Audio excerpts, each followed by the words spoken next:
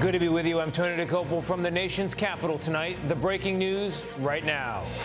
Music monopoly. The verdict is in for Ticketmaster's parent company. What it means for those sky-high prices. Welcome to the Eras Tour. And what role a Taylor Swift ticket debacle played in this major shakeup of the concert industry.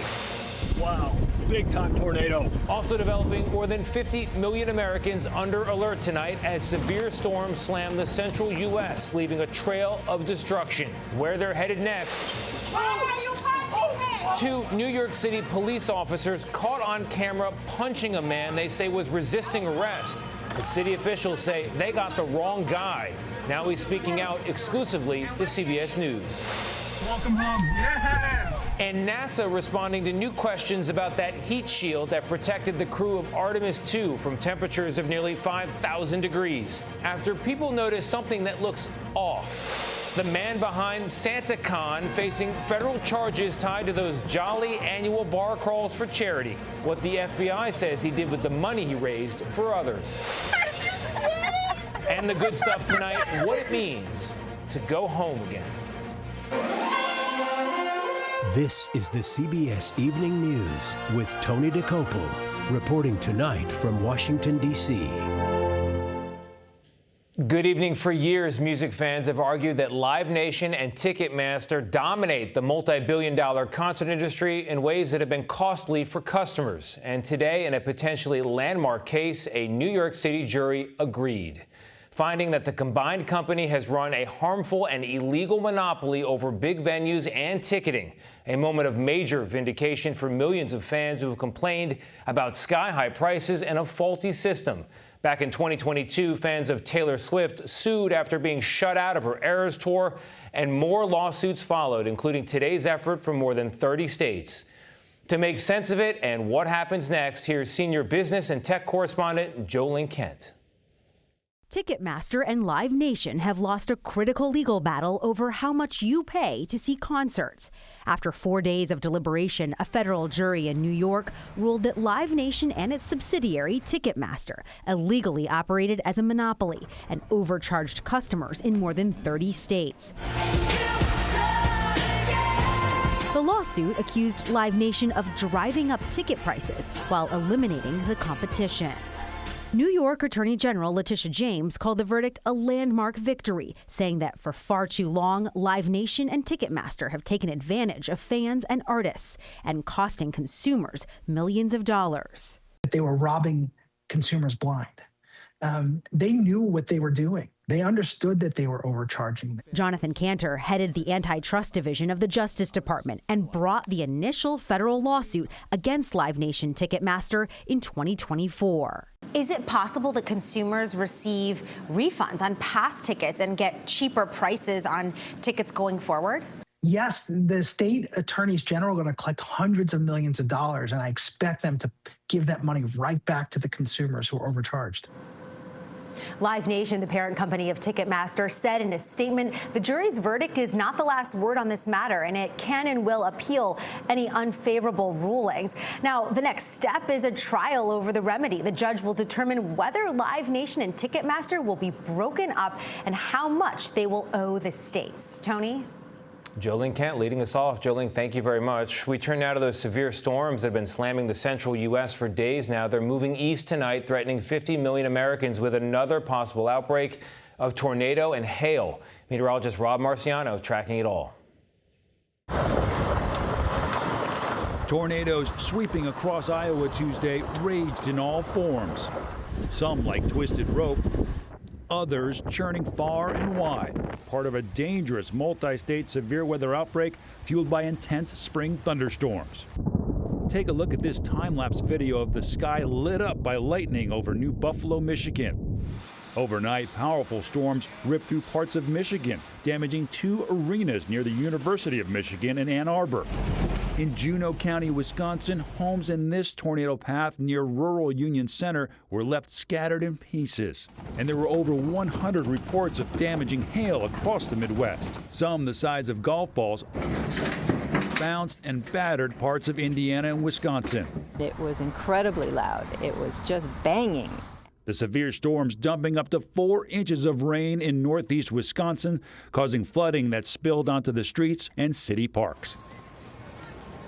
Multiple days of storms going over the same areas, and here we go again tonight. Look at all the watches. The flood watches have been expanded, and now we got tornado watches across 7 states. So from western parts of Illinois, eastern Iowa, which has a tornado warning south of Des Moines right now, all the way down to the Texas border, and that's in effect until at least 9 o'clock tonight. All right, so this will all move to the east tonight, damaging winds with this as well, and then tomorrow we'll have a severe weather threat across parts of central New York. You had that last night, and then Friday really may be the biggest day of the week, hopefully clearing out for some more calm weather, but it will be dicey certainly Friday late into Saturday morning from Oklahoma City all the way in Madison. It is bumping into some big-time heat. Look at these temperatures hitting the 90 for the first time in Philly today in Baltimore, D.C., and here in New York City in Central Park as well. And most of that heat does linger into the weekend.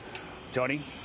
All right, Rob, thank you very much. We turn now to the war and your money. Both the S&P 500 and NASDAQ closed at record highs today, with investors optimistic that the end of the war with Iran may be near. But with many Americans feeling squeezed from those higher gas prices, the Trump administration tried to focus attention this tax day on some big breaks the president signed into law. Chief White House correspondent Nancy Cordes on what it means for you. It's been a great tax season for the American people. Treasury Secretary Scott Bessent said Americans are already seeing record refunds as President Trump's new tax breaks start to kick in. According to the Treasury Department, 53 million filers have taken advantage of new enhanced deductions for seniors, no tax on tips, and no tax on overtime. If you want to work longer hours, you get to keep more of your money. The tax breaks were passed into law by Republicans last July and will result in an estimated $748 increase in refunds for the average American household. But those savings could get wiped away by the extra $776 households are expected to pay for gas this year as a result of the president's war with Iran. And while Trump insisted again today that the high costs will be short-lived, gasoline's coming down very soon and very big. Many economists predict that gas prices won't drop to pre-war levels until at least next year. U.S. farmers are facing a double whammy: higher costs for diesel to power their equipment and higher costs for fertilizer, a third of which passes through the Strait of Hormuz. Russell Hedrick grows soybeans, corn, and wheat in North Carolina. Our liquid nitrogen that we run went up, $100, $150 a ton. So seeing, those huge increases right here at planting time really did kind of hit a lot of farmers hard, including us. Secretary Bessent said today that the speed at which gas prices fall is highly dependent on the outcome of talks with Iran. But the timing of the next round of talks is still up in the air, Tony.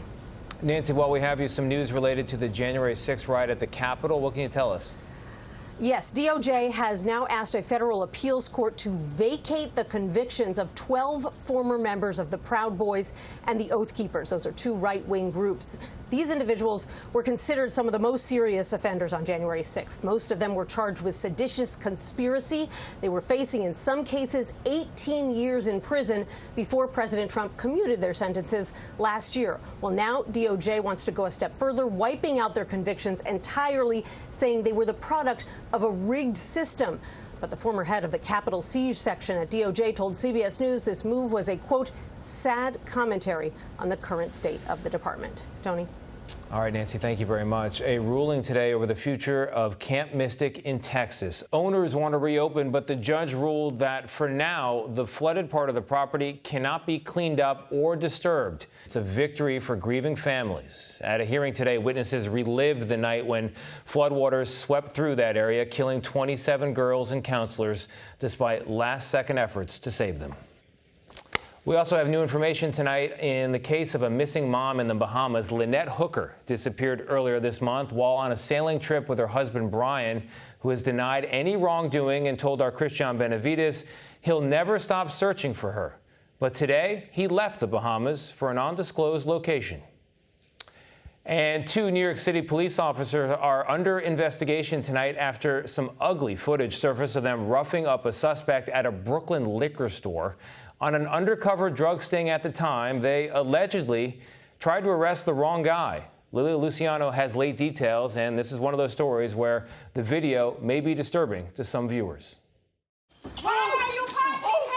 Cell phone video captured two NYPD officers repeatedly punching a man in the face inside a Brooklyn liquor store yesterday afternoon.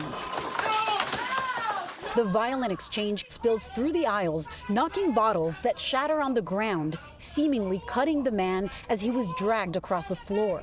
One of the plainclothes officers, wearing an NYPD vest, is seen pushing and punching him, at one point appearing to kick the man in the head. Give me your hand! Bystanders begged the officers to stop. One officer responded, cursing and yelling back. Shut the up! Timothy Brown, a home health aide, says he is glad to be alive. They just repeatedly hit me. My nose was broken, blood rushing from my nose. They had no remorse for beating me. New York City Mayor Zohran Mamdani condemned the arrest on X, calling the, quote, violence used by NYPD officers in this video extremely disturbing and unacceptable. NYPD Police Commissioner Jessica Tisch says the officers have been placed on modified duty. This matter is under internal review by our Internal Affairs Bureau, but I understand the community interest in it because it is an upsetting video. And tonight, the NYPD said that the man that they were looking to interrogate as part of an undercover drug investigation in this area was wearing green shorts. That's what they were told, like Timothy Brown, but was not Timothy Brown. And although the NYPD said that he, Brown, would be charged with resisting an arrest, the DA told CBS News New York tonight that those charges, Tony, will be dropped. Lilia, thank you very much. Turning overseas now to a rare and troubling outbreak of school shootings in Turkey on back-to-back days. At least 8 students and 1 teacher have died. Here's senior foreign correspondent Holly Williams. Good evening, Tony. Both of these school shootings in Turkey were carried out by teenage gunmen. Today, the assailant was a 14-year-old, an 8th grade student, according to a local official, who randomly shot at students and teachers at his own middle school in the city of Kahramanmaraş in southern Turkey. In videos posted online, you can hear repeated gunfire and see students escaping through the windows of the school building. The shooter then killed himself, according to the Turkish authorities. An official said he was armed with 5 guns and 7 magazines, believed to belong to his father, a former police officer who's now been detained. Yesterday, the shooter was a former student who went on a rampage at a school in the city of Şanlıurfa. You can see him here in this security camera footage, armed with a shotgun. He injured 16 before being cornered by the police and shooting and killing himself. We do not know the motive of either attack. Now, school shootings are rare in Turkey, but gun ownership and gun violence have both surged in recent years.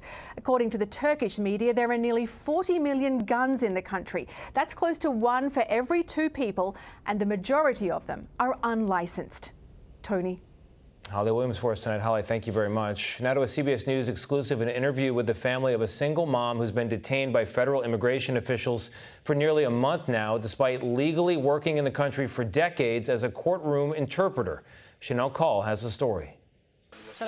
In the Batra family home near Brownsville, Texas, siblings Amrita, Lucas, Arian, and Jasper are making lunch without their mother.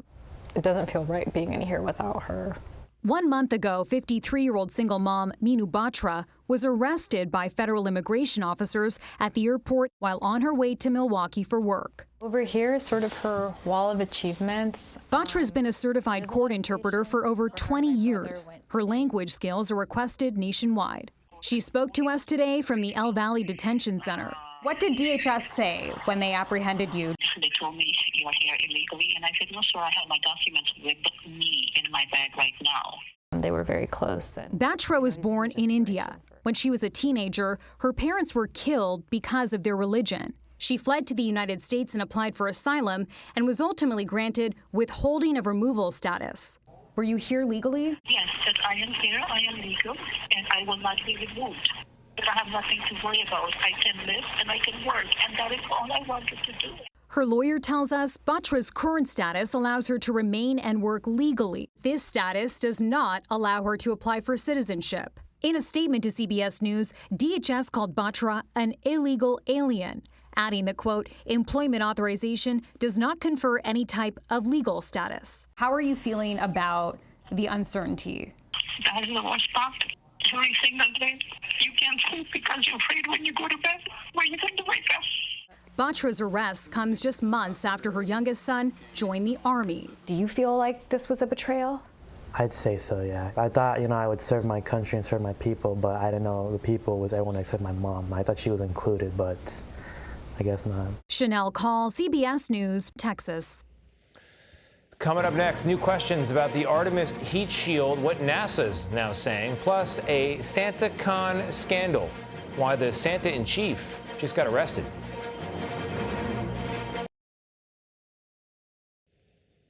Now that Artemis 2 has gone up, gone around, and come down again, there are questions about the heat shield that protected the crew on re-entry from temperatures about half as hot as the surface of the sun. Chris Van Cleve has the latest. Well, Tony, we haven't heard anything from our sources here at NASA that indicates there was a problem, and we know the heat shield worked well enough to safely bring all 4 Artemis 2 astronauts back to Earth. But NASA has not done a full review of the capsule and the data surrounding the re-entry yet. The image raised questions online, and NASA Administrator Jared Isaacman jumped in on X over the weekend, noting the curiosity around the mission, writing, "No unexpected conditions were observed, and the white color noted in that photo is consistent with what they had seen in testing." CBS News space consultant Bill Harwood. The heat shield got the crew back to Earth successfully. But on the other hand, you want to make sure these computer models are matching reality. And so I think regardless of the exact details of how the shield performed, NASA's going to want to make sure that they understand how to model these things, how to predict how it's going to behave in future flights. This type of heat shield is being replaced for future missions, so it will not fly again. The administrator has pledged to make all findings public. Tomorrow, we expect to hear from the Artemis 2 astronauts themselves. Tony? Looking forward to that. Chris, thank you very much. We'll be right back.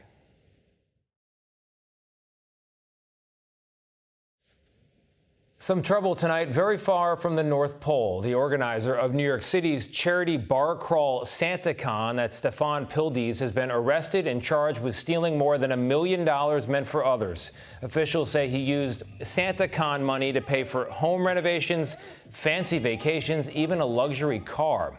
Pildes has pleaded not guilty. A dispute over an unpaid bill led to a real mess in California. A Bay Area trash removal service apparently not happy when a customer couldn't pay, and you can see what the driver did about it, tilting an entire load onto the front lawn. Police reportedly made him clear it off the sidewalk, at least. When we come back, a surprise that proves there is no place like home.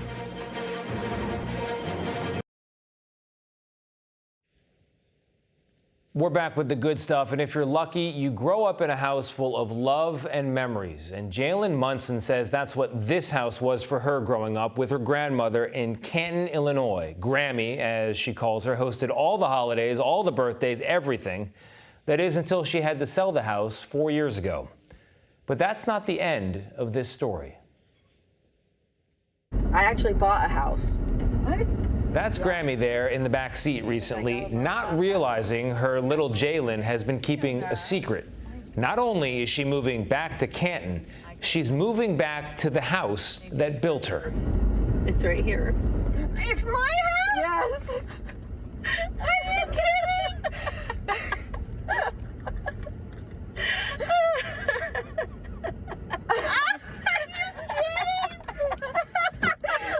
Jalen, just 21, had been working 3 jobs to help make that moment happen, and she's been planning it for years. All of my good memories, all of my good lessons in life are here. Everywhere else, as a child, just was terrible for me. And I remember the day she sold it, I just had it in the back of my head, like, this is gonna be mine. I need it back. Turns out the previous owners didn't change much, and if Jalen gets her way, nothing much will change from here on out. All the holidays are back, all the birthdays, all of it.